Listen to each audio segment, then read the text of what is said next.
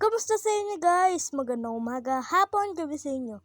Ang video natin ngayon ay Minecraft Survival Let's Play Episode 11.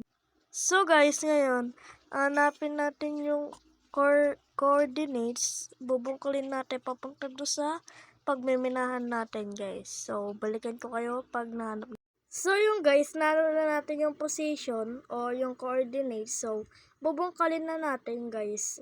Time-lapse na lang natin guys. Time-lapse, go!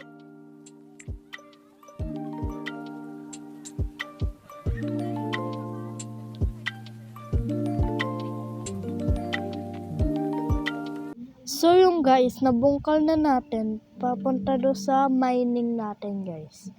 Yan, full inventory na tayo guys. Alisin na lang natin tong seeds. Yan guys.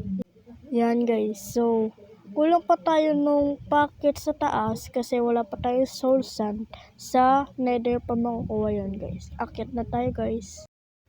So yung guys, nakakit na tayo. Kukuha muna tayo ng tubig. Ayusin muna natin yung gamit natin guys. So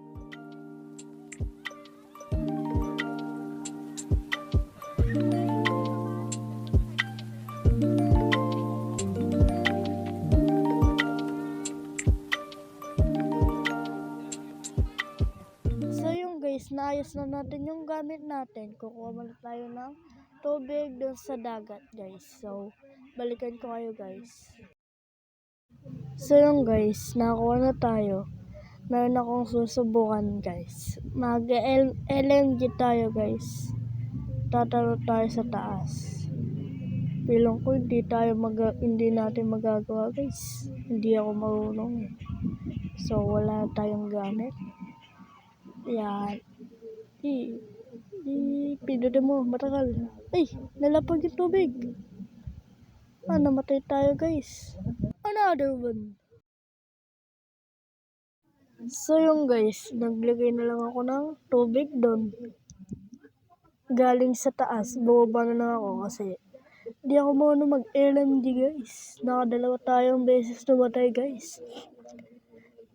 So, kulang na talaga yung soul sand guys para umakyat tayo.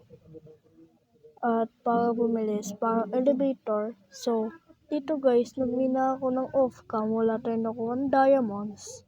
Kumorba tayo dyan kasi dito guys, meron yung warden ba yun? Yung skull sensor. Yung may skull sensor guys. So, nagmina ako dyan. Wala tayong nakuha ng diamonds guys. So, akit na muna lang tayo guys. So yung guys, nakakit na tayo. Ayusin muna natin. Kuha tayo ng mga pickaxe kasi may gagawin tayo doon sa pananim natin guys. Bibigyan natin siya ng bubong at lagay natin tong bucket. Ayan. So, fast forward na lang siguro natin yung pagkukuha guys. Yan yung mga deep slate madami kasi nagmina tayo. So, fast forward na lang natin guys.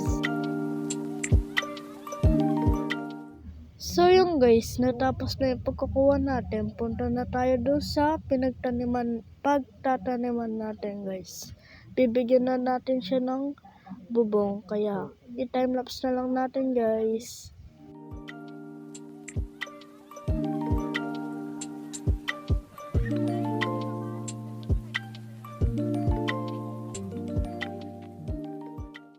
So yung guys, tapos na yung bubong, kulang na lang siya yung salamin. So, shoutout muna tayo guys.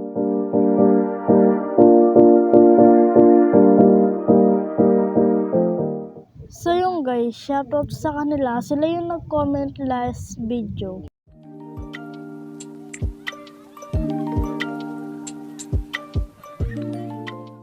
So yung guys, pakita ko sa inyo, lalagyan ko na lang siya ng salamin dyan kasi wala tayong makitang sun. Kaya next video na lang yun guys. So yun lang naman para sa video na to guys.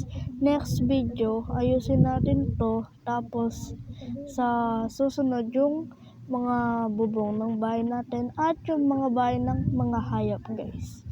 So, yun lang naman para sa video na to guys. Maraming salamat sa panonood. At kung gusto niyo pala ma-shoutout, comment lang kayo at next video mag-shoutout kayo guys. So, see you sa next video guys. Sana na-enjoy niyo yung video na to. Bye-bye!